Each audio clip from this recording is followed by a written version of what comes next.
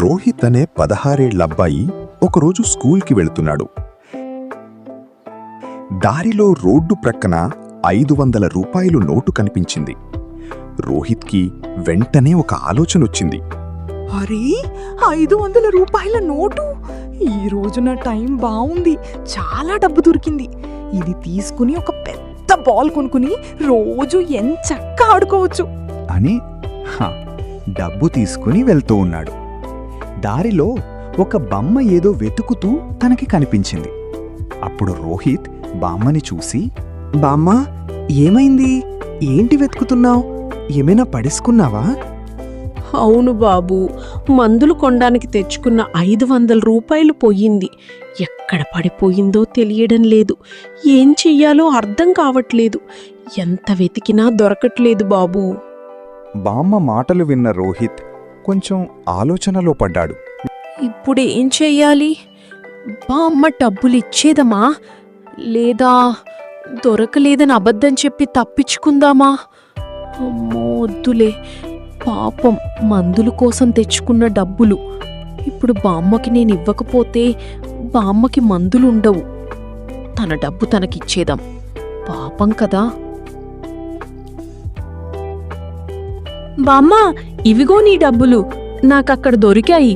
తీసుకుని మందులు కొనుక్కో. నాకు టైం అవుతోంది, నేను వెళ్ళాలి. నువ్వు జాగ్రత్తగా వెళ్ళు. అవును బాబు, ఈ డబ్బులు నావే. నీకు ఎక్కడ దొరికాయి? ఎవరబ్బాయివో కాని చాలా మంచి పిల్లాడివి. ఈరోజు నాకు చాలా సహాయం చేశావు. ఈ డబ్బులు పోతే మందులు కొనుక్కోవడం చాలా కష్టమయ్యేది. ఆ దేవుడు నీకు మంచి భవిష్యత్తిస్తాడు. నాన్నగారు, ఈరోజు ఏం జరిగిందో తెలుసా?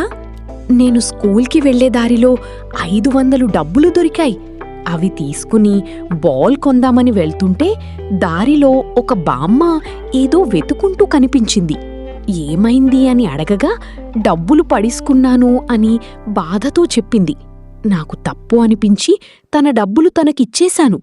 తను చాలా హ్యాపీగా వెళ్ళిపోయింది. నాకు చాలా హ్యాపీ అనిపించింది. నేను చేసింది మంచి పని కదా నాన్నగారు? చాలా మంచి పని చేశావు నాన్నా. ఇలాంటి మంచి పనులు చేస్తే గొప్పవాడివవుతావు. అందరూ నిన్ను మెచ్చుకుంటారు. ఇవిగో, ఈ డబ్బులు తీసుకుని బాల్ కొనుక్కుని ఆడుకో. చూశారుగా రోహిత్ చేసిన మంచి పని? ఈ బాబులాగే పిల్లలందరూ మంచి పనులు చేస్తూ గొప్ప పేరు తెచ్చుకోవాలి. అప్పుడే అమ్మా నాన్న సంతోషిస్తారు. స్టోరీ మీకు నచ్చితే ఒక లైక్ చేయండి. ఎలా ఉందో కామెంట్ చేయండి. ఛానల్ సబ్స్క్రైబ్ చేయడం మర్చిపోకండి. మళ్ళీ కలుద్దాం. బాయ్.